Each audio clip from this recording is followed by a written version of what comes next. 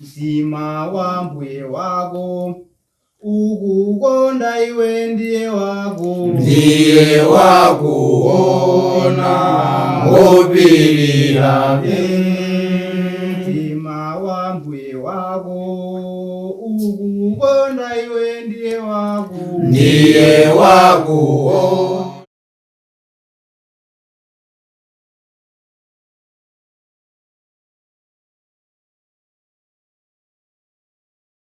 Tikulandireni ku programu yathu ya tsiku la lero yakudziwa Baibulo langa, ndipo pa tsiku la leronso muli ndine m'bale wanu Vigil Gondwe. Tikumbukire programu imene yamatipatsira ndi Lilongwe School of Biblical Studies ku Lilongwe ku Mitundu, amene akupitirizanso kulengeza zamwayi kwa iwo amene angafune kudzaphunzira Baibulo kwa zaka ziwiri mwaulere. Mwina ndinu, mwina ndiyena amene mungawadziwitse, atikudziwitseni za uthenga umenewu.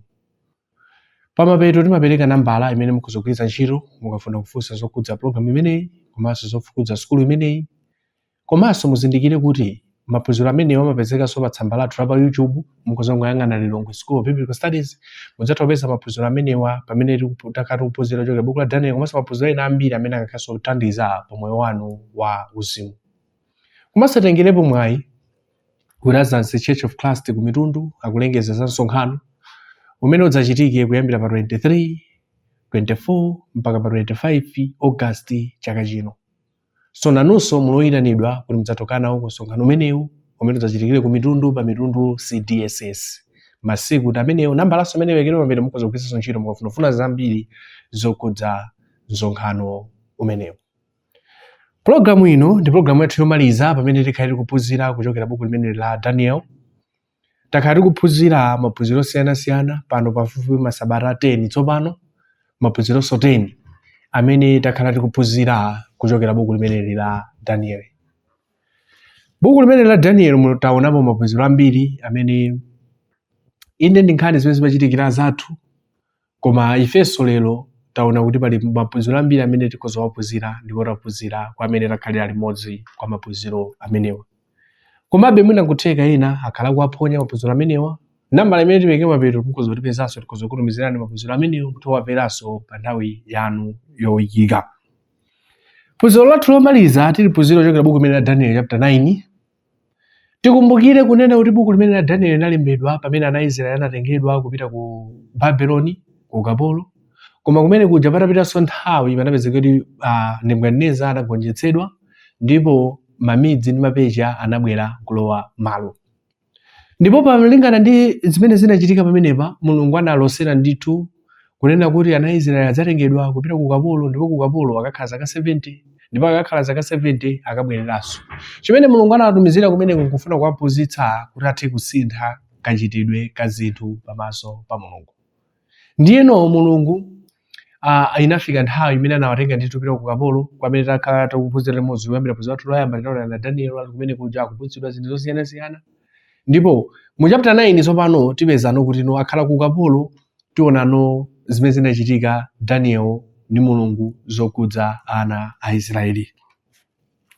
Mu verse yake 1 ndi 2 tsopano mungotipatsa kachithunzithunzi ka nthawi ya zomene zichitika papa zinachitikira. Anali masiku ake anji, indani nthawi yanji. Tikaona mu verse yake 1 amatiuza kuti chaka choyamba cha Dariasi mwana wa Ahusero wa mbewu ya Amedi amene analonga mfumu ya Babuloni. So tikupeza kunena kuti nthawi zimene tiziona papo matsika mu usimu zinachitika nthawi imeneyi. Nthawi imene chinali chaka choyamba cha Dariasi wa mbewu ya Medi. Ndali zikozo kuthandizanso ukapeza chaka chimenechi mwina ukatenga history tsopano kapena mbiri kuti ukadziwa kuti ameneyi Darius amene anali mfumu nthawi yake iti, zaka zake ziti. Ndilo ukaona zaka zimene zakuthandiza kuti ukadziwa kuti limene inali nthawi yakuti eti. Pa verse yake ya 2 topeza nawo kunena kuti chaka choyamba cha ufumu wake ine Daniel ndinazindikira mwa mabuku kuti chiwerengero chake cha zaka chimene mawu a Yehova anadzera nacho kwa Yeremiya mneneri kunena za makwaniridwe a mapasuko a Yerusalemu ndizo zaka 70. Tikupeza tsopano Daniel akunena kuti ino ione kuti yakwana nthawi imene mneneri wa Mulungu Yeremiya ananenako akamba za zaka 70 kunena kuti pa nthawi imene Mulungu anawuza Yeremiya kuti adzozera ana Israeli kuti mudzapita ku ukapolo mukakhala ukapolo zaka 70. Apa Daniel akukamba za Yeremiya kubatiko zopeza nkhani imene buku la Yeremiya chapter 25 verse 11 ndi 12 komanso chapter 29 verse 10 pamene Yeremiya amauza ana Israeli kuti inu mudzatengedwa mudzapita ku ukapolo mwakhala zaka 70. Ndi Daniel akunena kuti malinganaso ndi mmene ndawerengera ine mu mabuku a Yeremiya ndi zikutunso zoti Daniel anawerenga ku mabuku a Yeremiya ndakuti malinganaso ine ndi mmene ndawerengera ine mabuku a Yeremiya ndapeza kuti ananena ndi Yeremiya kuti tidzakhala kuno zaka 70. Ndi zikuoneka kuti zaka 70 zayandikira pamene chili chaka choyamba cha Darius wa mtundu wa Medi. Ndi Daniel akunena kuti malingana ndi mmene ndawerengera nthawi imene chofika pano zikuoneka kuti zaka 70 tsopano zakwana. Koma Daniel anaziwerenga kuti akuti zimene Yeremiya ananena. Pa verse ya 3 ndipo ndinayika nkhope yanga kwa Ambuye Mulungu kumfunsa iye mpemphero ndi kupembedzero ndi kusala ndi kuziguduli ndi ziguduli ndi mapulusa. Akuti Daniel atazindikira kuti nthawi yakwana chimene Daniel anachita ndi chinthu ichi. Akuti anapemphera, anasala, masaka anavala masaka komanso kuzigudubuza mupulusa. Kufuna kuonetsa kuti ndikupempha kwa inu Mulungu ndipo mutimvere ngati kuli kotheka kugonjera Mulungu. Ndi Daniel akunena kuti izitu ndi zimene ndinachita. Nditawerenga buku la Yeremiya ngono kuti nthawi yakwana. Zaka 70 zijana nosera ziyasakwana. Tenera kuchita tsopano ndi chani? Ndipemphere. Ndiye tupeza kuti Daniel amene kupempherera ana a Israeli kuti Mulungu awamvere chifundo chifukwa zaka zimene Mulungu anawawuza kuti akakhala ku ukapolo zioneka kuti zaka zija zakwana. Ndiye tikuona kuti maveso oyambirirawa akutipatsa tizuri mudziwe nthawi imene inachitika kuti Daniel anazilenga kuti komanso kuti Daniel anachita chani. Akutipatsa maziko amenewo kuti tiyendere limodzi. Ndiye tikaona verse 4 mpaka verse yake 10 tsopano tipeza kuti Daniel akuvomekeza zimene ana Israeli anachita kapena kuvomekeza machimo amene anachita. Pa verse yake ya 4 akunena kuti ndipo ndinapemphera kwa Yehova Mulungu wanga ndi kuvomereza ndi kuti Ambuye Mulungu wamkulu ndi woopsa wakuwasungira pangano ndi chifundo iwo akukondani ndi kusunga malamulo anu. Akuti Daniel amene pakupemphera kunena kuti ndikupemphani inu Yehova Mulungu wanga ndi kuvomereza ndi kuti Ambuye wamkulu ndi woopsa. Ndi Daniel akuti ine ndo amene ndikubwera kwa inu Mulungu ndikubwera ndikuvomereza. Ndazi zina tinaonapo anthu ena mwina tinalakwirana pa zinthu zina. Ndi uwona kuti ubale wathu ubwererenso apapa ndingopita ndikapepese Bwana akamve kuti ndanena kuti sole. Osati kuti sole yachokera mu mtima koma Bwana munthu chakangomva zimenezo. Ndi Daniel akunena kuti ine koma popita pa Mulungu sindipita ndi mtima umenewo. Chifukwa ine kupita ndi Mulungu kwa Mulungu ndikupita ndi mtima oona ovomereza pamaso pa Mulungu wamkulu ndi woopsa. Ndi Daniel akuti zimene ndifuna ndinena papazi sizingolankhulapo ayi koma zikuchokera pansi pa mtima kuvomekeza. Ife ndikudziwa kuti ndinu Mulungu wamkulu, ndikudziwa kuti ndinu Mulungu woopsa. Daniel akufotokoza zimenezo pamaso pa Mulungu. Pa verse yake ya 5 akunena kuti tachimwa, tachita mphulupulu, tachita zoyipa, tapanduka, kupatuka ndi kusiya maneno anu ndi maweruzo anu. Daniel sanatalikitse nkhani. Daniel akunena kuti ife tikubwera ndi mtima ogonja ovomekeza ukulu wanu ndi kuopsa kwanu. Ife chimene tikubwerera ndi ichi Mulungu. Ife tachimwa. Ife tachita mphulupulu. Ife tachita zoyipa. Ife tapanduka. Komanso ife kupatuka ndi kusiya maneno anu ndi maweruzo anu. Ndi Daniel akunena kuti ife chimene tikubwerera ndi ichi.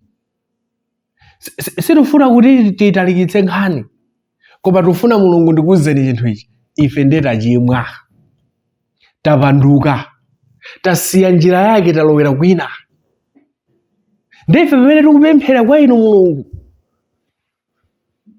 sitifuna kunena kuti titalikitse nkhani apa, koma ife tachimwa, sitinachite zinthu moyenerera, talakwa. Ndipo peza talakwa tofuna mutiganizire motere. Ndi chimene Danieli akunena pamaso pa Mulungu. Pa vesi yake ya 6, sitinamvera atumiki anu aneneri amene ananena m'dzina lanu kwa mfumu wathu, akalonga athu, makolo athu ndi anthu onse a dziko. Ndetse pano Danieli akubwereza kunena kuti ifetu sitinamvere paja Yeremiya analosera, koma pamene Yeremiya amalosera, pamene aneneri amalosera, Danieli akunena kuti pamene tsopano ife tili kuno sitinamvere anthu amene aja. Pamunatuma anthu anu anadzatuza zinthu zambiri, makolo athu sitinamvere, mafumu athu sanakumvereni. Nchifukwa tikupezeka pano. Ndi Danieli akunena kuti chimene chatibweretsa pano sikuti ndinu Mulungu ayi, koma ndife. Chifukwa inu munatikonda, munatuma anthu atadzatichenjeze, anthu atadzatilankhule, koma ife tinasankha kusamva. Ndipo sitinamve, taonani pano tikubweranso pamaso panu Mulungu. Izi Danieli akubweretsa chifukwa chani? Adziwa kuti zaka 70 zimene anawuza Mulungu zayandikira, koma ngakhale zayandikira afunira nawo sachitepo kanthu kuti ubale wawo ndi Mulungu ubwererenso ukhalenso wabwino. Apa Danieli pa verse 5 ndi verse 6 sanafune kubisa kuti ndosala ayi, koma Danieli anavomekeza kuti iye komanso Israeli anali ndithu olakwa. Verse yake 7, Ambuye chilungamo cha inu, koma kwa ife manyazi ya nkhope yathu, monga lero lino kwa anthu a Yuda ndi kwa okhala Yerusalemu ndi kwa Aisraeli onse okhala pafupi ndi okhala kutali, ku mayiko onse kumene mudawayingira, chifukwa cha kulakwa kwawo anakulakwirani nako. Ndi Danieli akunena kuti pemphero ili zimene ndikuyankhula pazi siza ife tokha amene tili pano, azathu amene ali ku Yerusalemu amene anatsalira, komanso Israeli wina aliyense kuna kulikonse amene wamwazika pa dziko lapansi pano. Pemphero ili tikupempherali sinila ine ndekha. Ndi Danieli chimene afuna kunena nchoti ine ndikuona mavuto kuno, koma ndikukhulupirira kuti sine ndekha amene ndiona mavuto, ndikupemphereranso azanga amene aona mavuto, amene ndinawo pafupi, komanso azanga amene ali nawo kutali, chifukwa nawonso akuona mavuto. Ndi Danieli kupemphera zimenezo kuti inetu sikuti ndikungopempherapo ayi, koma ndikukumbukiranso azanga, chifukwa mavuto amene ndiona ine azanganso akuona mavuto omwewo. Verse yake 8, Ambuye kwa ife kuli manyazi nkhope yathu, apa verse 8, Ambuye kwa ife kuli manyazi nkhope yathu, kwa mafumu athu, kwa akalonga athu ndi kwa akapolo ndi makolo athu, pakuti takuchimwirani. Ndakuti tili ndi manyazi, tikumbukire mafumu athu kapena atsogoleri athu, makolo athu, ndife la nkhope ya manyazi, ndife a nkhope yakugwa. Tikupezani. Izi Danieli akulankhula pamaso pa Mulungu, akulankhulira Israeli yense, fa Israeli zaka 70 zimene wakhala kumeneko, na Yesu wamva kuwawa. Wina aliyense wamva kuwawa. Ndakunena kuti izi ndikupempherazi, tikupempherera inu, tikupempherera onse kuti muthe kutikumbukira. Anakakhala wina Danieli bweza atakukapempherera za yekha, koma anadziwa kuti mavuto amene ndikumana nawo ine azanganso akukumana nawo mavuto omwewo. Verse 10, verse 9, Ambuye Mulungu wathu ndiye wachifundo ndi wokhulupirika, pakuti tampandukira iye. Danieli akunena kuti ubale wa inu ndife kuti usokonekere si inu, koma ndife, chifukwa ife takupandukirani. Nthawi zina munthu ukapeza mavuto umafuna uloza nzako, koma Danieli akunena kuti ubale wanu ndine kapena ubale wanu Mulungu ndife, si vuto sinu ayi, koma vuto ndife, chifukwa ife tinakupandukira, tinasankha kusakumverani, tinasankha kulowera kumene tikufuna, ngakhale inu munatichenjeza. Koma tilipo anthu ambiri amene nthawi zina pakakhala vuto sitimaona kuti ndife, kumene mafuna kuona anzathu basi. Koma Danieli akuti phunziro nthawi zina mavuto ndife. Ndiye Danieli akuvomekeza kuti mvuto ndife ndithu Ambuye, tinasankha kukupandukirani kusakumverani. Vesi yake atena kunena kuti sitinamvere mawu a Yehova Mulungu wathu, kuyenda m'malamulo ake anatiyikiramo pamaso pathu mwa atumiki ake aneneri. Ndiye Danieli akumalizitsa kunena kuti ife amene tili ndi mvuto ndithu Mulungu, chifukwa inu munatiyikira moyenera kuyenda, koma ife tinasankha kusayendamo. Ndipo tinasankha kusayendamo ndipake tikupeza mavuto awa. Apatu Danieli akuyankhula fundo yayikulu kwambiri imene anthu ambiri masiku ano zikuwakhudza zenizezi. Tilipo anthu ambiri amene Mulungu amatiuza zoyenera kuti tichite, zosayenera kuti tisachite, koma timasankha kusemphana Mulungu, ndipo tikapeza vuto timanganira kuti vuto Mulungu. Koma Danieli akunena chifukwa inu njira yanu munatipatsa mwene muyende chonchi, koma ife chifukwa ndife opandukira, ndife osamvera, zoyenera kuti tikusankha kutsatira njira ina. Ndakunena kuti Mulungu vuto sinu, vuto ndife, chifukwa ifeyo tasankha kusamvera ino. Nkhani ipitirira pa verse 11. Inde Israeli yense walakwira chilamulo chanu ndi kupatuka kuti asamvere mawu anu. Chifukwa chake temberero lathiridwa pa ife ndi lumbiro lolembedwa m'chilamulo cha Mose mtumiki wa Mulungu, pakuti tanchimwira. Danieli akupitiriza kunena kuti zimene takumana nazo sikuti sitimazidziwa, chifukwa m'chilamulo cha Mose zinalembedwa. Temberero imene takumana nalo sikuti linachilendo, timadziwa ndithu kwa munatiuza. Koma popeza tinasankha ndiye pano patsopa mpeta zono pacha Mulungu anatiuza ati zinthu izi. Zimene anena pa m'chilamulo cha Mose anena ziti. Tikaona pa buku la Deuteronomy chapter 28 verse 15 timazipeza zimene anena za temberero lira pale. Ndiye akunena kuti ifeyo kungoti mwina tazindikira mochedwa, koma sikuti simunanene ayi, koma tinasankha kusamva tokha. Chifukwa Mulungu ananena kuti mukapanda kundimvera ndidzakulangani, ndidzakupatsani zakuti, ndidzakupatsani zakuti. Ndiye ife timaita osankha kuti Mulungu ali chani, Mulungu ali ndizi zatigwerazi. Ndiye ife tikanena kuti sikuti tangokumana nazo, kapena tikanena kuti tsoka chabe, ayi tisanene choncho, chifukwa inu munatiuza. Zilinganiso nthawi zino ukamaona panopa mwina chimangano chatsopano kwa ife. Mulungu anatiuza kale. Amene akhale okhulupirika mpaka imfa adzalandira kulowa wamoyo. Nthawi zina ukamazimva zimene za buku la Chivumbulutso chapter 2 verse 10. Ena timazidziwa, koma timaziona ngati zosafunikira. Ndipo mapeto tikadzapanda kulandira kulowa wamoyo foti sitinakhulupirika, ndiye tidzati chani? Ndiye Danieli akutiuza kuti inu ifetu tinachenjezedwa, koma tinasankha kusamva. Ndiye kuti inunso ndine lero Mulungu akutichenjeza, koma tikasankha kusamva, tidzakhala ngati Danieli ndi azizake amene anasankha kusamva lamulo la Mulungu. Ndiye Danieli akuti makolo athu, mafumu athu, atsogoleri athu anatere, komanso ife izi ndiye sikuti sitimazidziwa. Chimene sangalatsa Danieli watchula Yeremiya, Danieli akutchula Mose zimene amalemba, zonse zijanayo tamaziwerenga ndithu, koma anthu anasankha kusamva. Verse 12. Ndipo anakwaniritsa mawu ake adanenawo kutitsutsa ife ndi oweruza anthu otiweruza, ndi kutitengeranso choyipa chachikulu, pakuti pansi pa thambo lonse sipanachitike monga umo panachitikira Yerusalemu. Ndakuona kuti chiweruzo chathu chachikulu chifukwa zimene takumana nazo zinthu zoti sizinachitike popena paliponse zimene zachitikira Yerusalemu. Ndiye Mulungu akunena zimene munachitira Yerusalemu, kumulanga Yerusalemu, zinthu zoti sitinazimvepo, koma zinatigwera ndithu. Chifukwa ife tinalolakwa, koma ngakhale tinalolakwa zinatigwera zazikulu zoti sitinazionepo, koma zinatichitikira. Ndazi zina pali zinthu zina zimene umafuna zimene zikakuchitikira mwina umadzati koma ine ifanyike njani. Zimakhala zakuchitikira zinthu zoti sumayembekezera. Ndiye Danieli akunena kuti izinso zimene zinatichitikira ife pa verse 13. Monga mulembedwa m'chilamulo cha Mose, choyipa ichi chonse chatidzera, koma sitinapeza Yehova Mulungu wathu ndi kubwera kuleka mphulupulu zathu ndi kuchita mwanzeru choonadi chanu.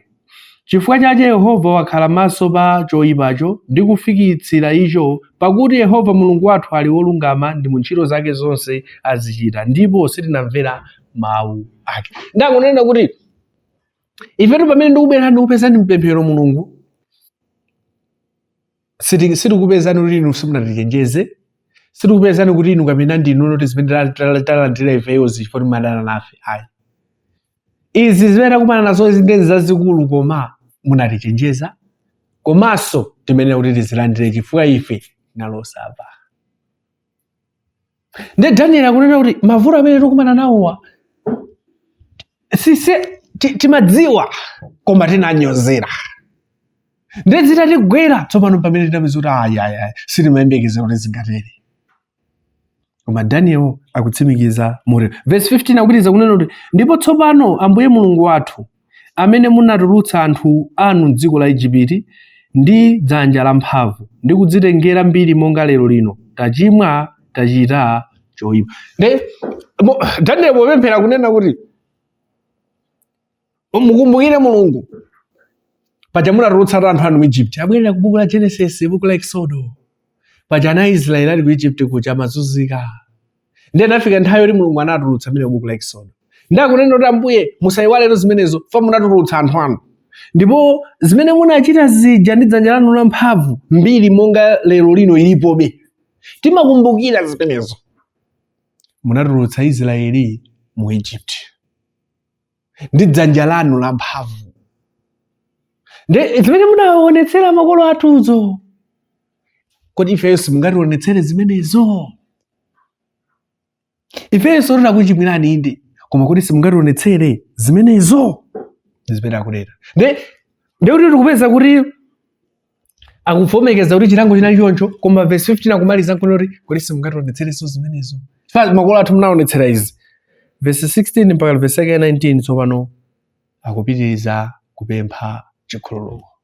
Verse 16 Ambuye, monga mwa chilungamo chanu chonse, mkwiyo wanu ndi ukali wanu zitembenuketu, zichoke kumudzi kwanu Yerusalemu, phiri lanu lopatulika, pakuti mwa zochimwa zathu ndi mphulupulu za makolo athu Yerusalemu ndi anthu anu asanduka chitonzo kapena chotonza cha anthu otizungulira.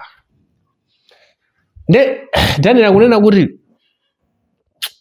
Mulungu kapena Ambuye, monga mwa chilungamo chanu chonse, mkwiyo wanu ndi ukali wanu zitembenukire. Ndakunena kuti tinachimwa situkana, tavomekeza kuti sinachite bwino, tudziwa kuti munatichenjeza, koma tsopano pemphero lathu ndili mkwiyo wanu utikhululukire, muuchotse. Chifukwa ife tutasanduka chitonzo pa dziko lapansi.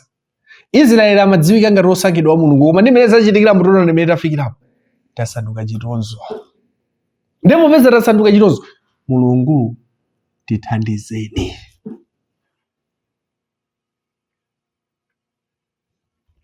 Verse yake ya 18, verse 17 amene. Ndipo tsopano Mulungu wathu mumvere pemphero la mtumiki wanu ndi mapembedzero ake, ndi muwalitse nkhope yanu pa malo anu opatulika amene ali opasuka, chifukwa cha Ambuye. Ndakunena kuti tikhululukireni mphulupulu zathu, tibwezerezereni ubale wathu, muthenso kutikoza ife. Verse 18 Mulungu wanga, tcherani khutu ndi mumvere, tsegulani maso anu ndi mupenye zopasuka zathu. Ndi mudzi udatchedwawo dzina lanu, pakuti sititula mapembedzero athu pamaso panu chifukwa cha ntchito zathu zolungama, koma chifukwa cha zifundo zanu zochuluka. Ndakupitiriza kunena kuti mapemphero athu sitakubwera ife kuti ndife olungama pa inu ayi, koma chifukwa choti todzoti ndinu wachifundo pa ife. Ndakuti ife sitikubwera pamaso panu ife kuti ndife oyera, sitikubwera pamaso panu ife kuti ndife olungama, koma tikubwera pamaso panu ife todzoti inu ndiye wachifundo, inu ndi amene mungatithandize. Ndiye mungamationa ife tikubwera, musatione ngati kuti tikubwera pamaso panu kuti ndife oyera, ndife opanda machimo ayi, koma tikubwera chifukwa tikudziwa kuti inu Mulungu ndinu wachifundo. Verse yake ya 19 kupitirira kunena kuti Ambuye imvani, Ambuye imvani, Ambuye khululukirani, Ambuye mverani nimuchite, musachedwe chifukwa cha inu nokha Mulungu wanga, pakuti mudzi wanu ndi anthu anu anatchedwa dzina lanu. Akupitiriza kunena kuti Ambuye timveni, Ambuye khululukirani, Ambuye mverani nimuchite, ndipo musachedwe. Akunena kuti ife sikubwera ifo ndife olungama, koma tikubwera ifo cha chifundo chanu. Ndi ifo cha chifundo chanu tunena kuti Ambuye timveni, tikhululukireni, timvetsetseni mphulupulu zathu.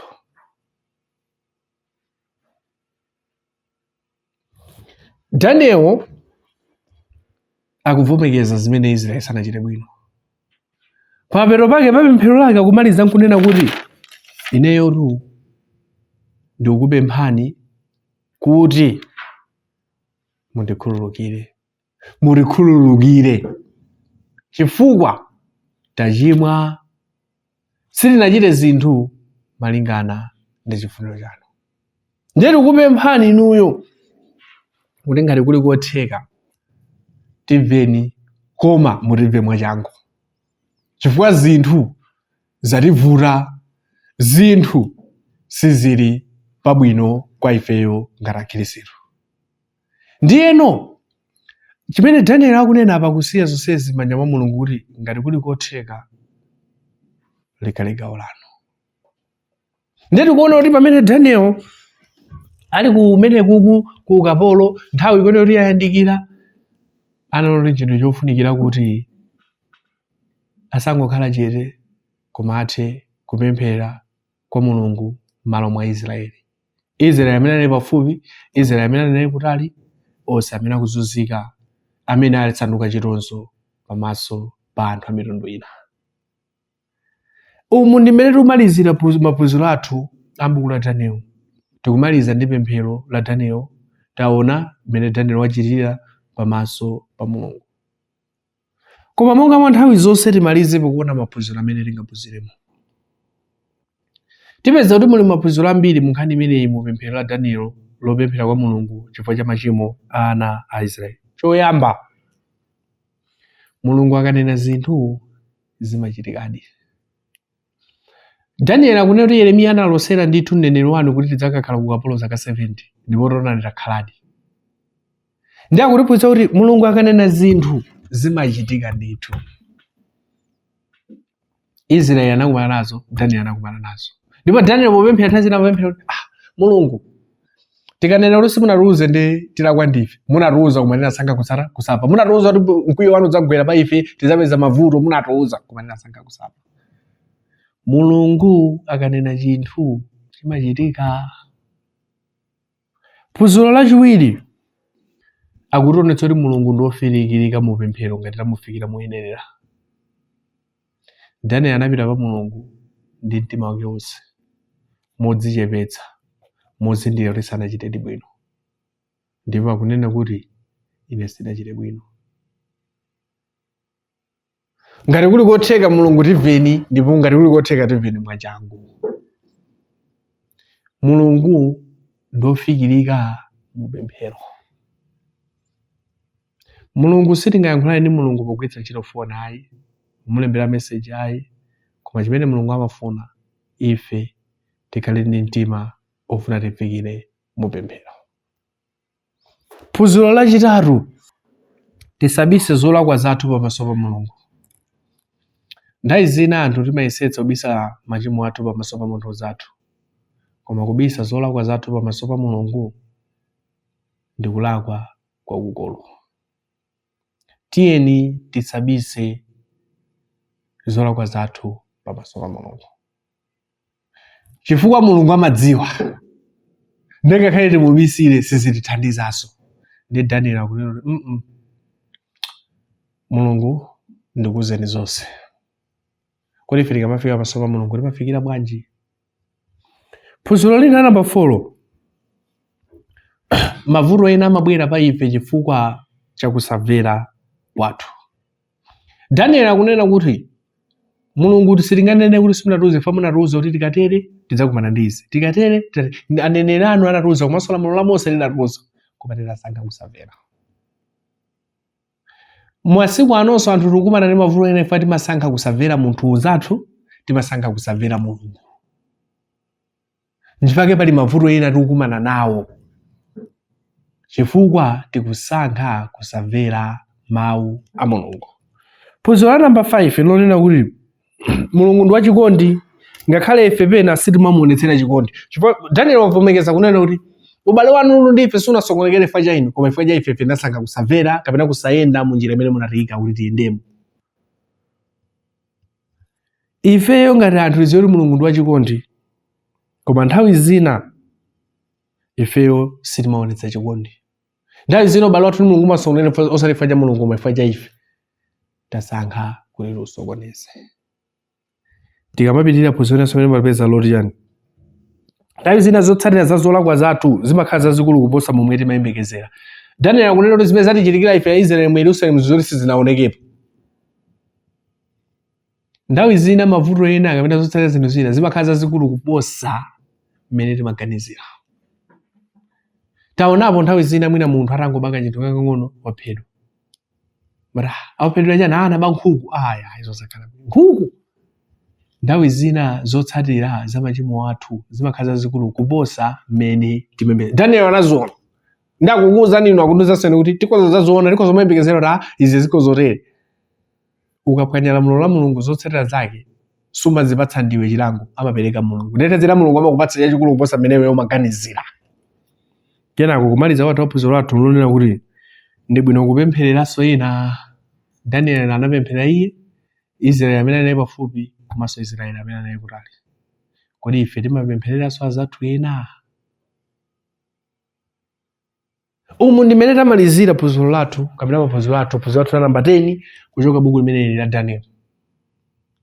Mwina muli ndi funso zokudza skulu ya Longo School Biblical Studies, mwina muli ndi funso zokudza msonkhano umene ubwera mu August muno, komanso mwina tili ndi funso zokudza program imeneyi. Namba limene ngagwiritsa ntchito ndi 0822766018. Kufikiranso nthawi ina Mulungu akudalitseni nonse. Amen. Mtima wa mbuye wako ukukonda iwe ndiye wakuona ngopirira. Mtima wa mbuye wako ukukonda iwe ndiye wakuona